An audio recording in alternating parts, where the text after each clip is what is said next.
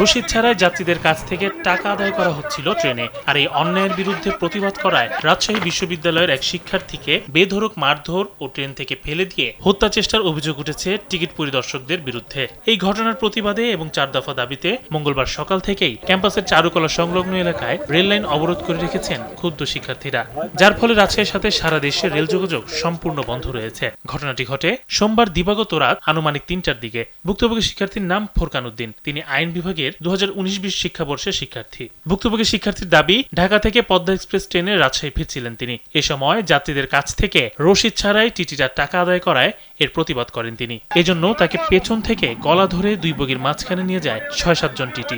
এরপর ঘাড়ে ও পিঠে উপর্যুপুরি মারতে থাকে তারা। এক পর্যায়ে ট্রেনের জানালার ধারে নিয়ে গিয়ে ধাক্কা মেরে ফেলে দিতে চেষ্টা করে। এই ঘটনার খবর ছড়িয়ে পড়লে ক্ষোভে ফেটে পড়েন রাজশাহী বিশ্ববিদ্যালয়ের সাধারণ শিক্ষার্থীরা। মঙ্গলবার সকাল থেকে চারুকলা সংলগ্ন রেল লাইনে অবস্থান নিয়ে অবরোধ কর্মসূচি পালন করছেন তারা।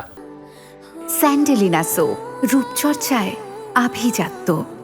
আন্দোলনকারীরা 4 দফা দাবি জানিয়েছেন। দ্রুত সময়ের মধ্যে তাদের দাবি মানা না হলে আন্দোলন আরো কঠোর করার হুঁশিয়ারি দিয়েছেন তারা। অবৈধভাবে যে তারা রসিদ না দিয়ে টিটিগুলা যে টাকাগুলা তাদের পকেটে ভরে, যে টাকাটা আমাদের রাষ্ট্রীয় কোষাগারে যাওয়ার কথা ছিল সেটা তাদের পকেটে যায়, তারই প্রতিবাদ করার কারণে আমাদের ভাইকে শুধু মারধরের ঘটনায় নয়, তাকে শারীরিকভাবে লাঞ্ছনা এবং হত্যার মতো ঘটনার চেষ্টা করা হয়েছিল। 1 নম্বর হচ্ছে তাকে সশরীরে উপস্থিত করতে হবে। 2 নম্বর, যেহেতু সে ঘুষ নিছে, ঘুষের অপরাধে তার ব্যাপারে প্রাতিষ্ঠানিক ব্যবস্থা নিতে হবে সরকারি অফিসে। এবং সাথে সাথে সে যেহেতু হত্যা চেষ্টা করছে, তার একটা সার্ভিস নেওয়ার সময়, এই কর্তৃপক্ষের একটা সার্ভিস নেওয়ার সময় আমরা হত্যা চেষ্টার শিকার হয়েছে আমাদের একজন নাগরিক। তারা নিজেরা বাদী হয়ে অ্যাটেম্পট মার্ডারের মামলা করে।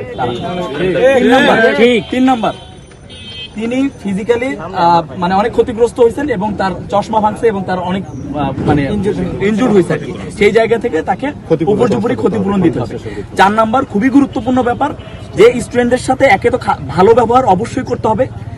আর এই দীর্ঘদিনের দাবি, এটা 90 থেকে চলে আসছে, দীর্ঘদিনের দাবি, সেটা হচ্ছে এখানে আমরা স্টেশন চাচ্ছি না।